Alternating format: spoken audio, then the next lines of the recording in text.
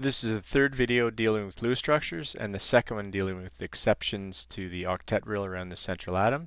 And this one deals with an expanded valence shell, which I think pretty well says it all. So basically, if we think about noble gases, historically noble gases were always thought to be non-reactive, and the reason for that is fairly evident. They have a filled valence shell.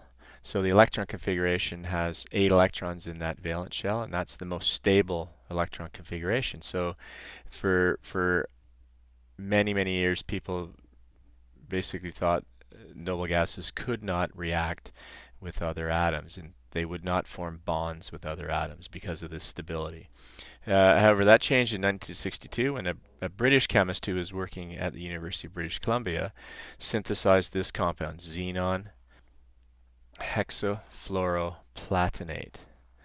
Now, the hexafluoroplatinate is not really the issue, but this is important, xenon. So he was able to synthesize a compound that had bonds to xenon. So that was the first time that had been done, and that really contradicted all of the currently held views of the time dealing with bonding, especially in terms of noble gases being non-reactive. He wanted to synthesize quite a few other compounds, which are maybe more familiar to us, and that is things like Xenon Difluoride, Xenon Tetrafluoride, and Xenon Hexafluoride. The other thing, so this is one reason why we have to consider an expanded octet, and the other reason is basically this molecule. So Rhenium heptafluoride has 7 fluorine atoms bonded to the central rhenium atom, and it's a solid at room temperature, boiling point of 48 degrees. So they had synthesized this compound and isolated and purified it, and they had this compound present. And clearly, if the formula, which they determined experimentally, is ReF7, the bonding, the 8 electrons in the valence shell view of bonding is insufficient to explain the existence of that molecule. Now, the explanations are quite complex and not without controversy, so I'm not going to go into a lot of detail here, but I do just want to show you one of the currently held views as to a possible component of the explanation. So let's just consider fluorine with 9 valence electrons and sulfur with 16 valence electrons as potential central atoms. And so fluorine is going to have 9 electrons. And so when we do an energy level diagram for fluorine, it looks something like that. So this is 9 electrons, 7 of which are in the 2s and 2p orbitals in the n equals 2 subshell. And so those are the 2 types of orbitals present at n equals 2, and they contain electrons. Now there's room for another electron there, so fluorine could in theory form another bond, or a bond, and get that extra electron. Then it would have a stable octet, and we know fluorine does that. Fluorine's quite reactive, forms single covalent bonds with a lot of things, including itself, and that explains it to a certain degree. Well, let's go ahead and finish up with red arrows to indicate sulfur. So sulfur has 16 valence electrons, so there's sulfur. And so sulfur now has, in addition to the electrons that make up fluorine, also has some electrons. It has 6 electrons, 3s and 3p orbitals. None in the present 3d. So 3d is there. There it is right there. But there are no electrons there. And so the notion is that because sulfur is a larger atom, because sulfur has this unoccupied subshell, it has the capacity to take extra electrons. So it will certainly form 2 bonds, and it commonly does. That H2S is a pretty common compound, 2 hydrogens bonded to sulfur. But it can also then house more electrons as a central atom, and they would end up being in the unoccupied D subshell. So that's one way that chemists have gone about trying to explain it. And so for us, though, the general rule we want to follow is just this. When necessary to exceed the octet rule, assume the electrons are there, and assume then that any extra electrons get placed around the central atom. And you see that works right away. So let's consider xenon difluoride. You should always go through this process of calculating valence electrons. It's still, I think, as the Lewis structure goes, a absolutely necessary step. So xenon has 8 electrons, fluorine has 7, and there's 2 of them, so that's 14 plus 8. That's 22 valence electrons. Total electrons required to fill or satisfy the octet, well, each one needs 8, and there's 3 of them, so that's 24 electrons needed. So if you calculate number of bonds from this, 24 minus 22 equals 1. And so this is when you come to the realization that this is an exception. That one bond clearly can't be the case if it's XeF2. There must be 2 fluorines bonded to the xenon, not only 1. So once you've determined that it's an exception, and that is the one bond calculation, you can just go ahead and draw it. And as I mentioned, you go ahead and draw it, satisfy the valence shells of the bonded atoms first. So in this case, fluorine. So there's my 8 electrons around each fluorine. And I go back and I look at my total valence electrons required. There's 22. I currently have 16 out. I need 6 more. So I put 3 lone pairs around the xenon. And so in this case, xenon has 10 electrons in its valence shell.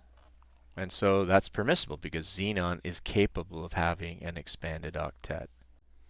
Well, how about PCl5? So that's phosphorus pentachloride. Well, again, valence electrons. Phosphorus has 5, chlorine has 7, there's 5 of them. So 35 plus 5 is 40 valence electrons. Total electrons needed is, each one needs 8, and there's 6, so that's 48 electrons needed to satisfy the octets of all atoms. So number of bonds equals 48 minus 48 divided by 2, or 4. So once again, exception. So once you realize this exception, you simply just draw it. And so we're going to just draw PCl5 by putting the chlorines bonded to our phosphorus, and then satisfying the octets for the chlorines, the bonded atoms. So each one needs 8, which is what I'm doing now. And then once we've got all this bonded atoms with 8 electrons, we need to consider how many we have on our Lewis structure and how many we have to put out there. Well, we have 40 so far. 5 chlorines each with 8, and we only need 40, so there are no extra electrons around the phosphorus. How about xenon hexafluoride? Well, again, I would hope you'd realize that's the exception right away. First one is the F6, so that's 6 bonds to a noble gas. That's the other reason you should recognize that as an exception. So you should still calculate valence electrons. So xenon has 8, fluorine has 7, and there's 6 of them, so 7 times 6 is 42, so 50 valence electrons. So my Lewis structure has to have 50 valence electrons. So bond the fluorines.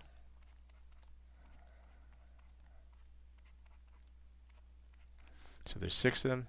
Satisfy the octets for the fluorines first.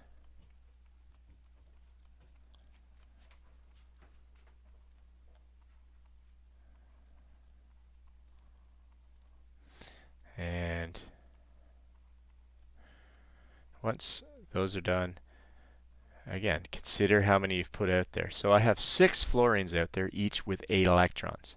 So that's 48. And I need to get 50 out there, so xenon must have a single lone pair. So in this case, xenon has 14 electrons. But again, xenon, big atom, can have an expanded octet. One more sample, just to again show you the value of calculating valence electrons. So I3 minus, it's an ion. It's 3 iodines bonded together with a negative charge. And so in terms of valence electrons, so you wouldn't look at this one and not necessarily immediately realize it's an exception, but pretty quickly you do. So I3, 3 times I, 7 plus an extra one, so that's going to be 22 valence electrons. Total required is going to be 3 times 8 is 24. And so there, again, pretty quickly we come to the realization that this is an exception, because there can't be one bond joining 3 different iodine atoms together. So now we just go ahead and draw it. And its central atom is iodine. It's the only possible central atom. So bond our bonded atoms and fill their valence shells. So we have 2 iodines bonded to the central iodine. And so there's our 8. So we have 16 out there. We need 22 in total. So once again, this iodine central atom will have 3 lone pairs, as well as the 2 covalent bonds. So an expanded octet for that iodine. So with expanded octets, it's critical you still go through the mass as a minimum valence electrons.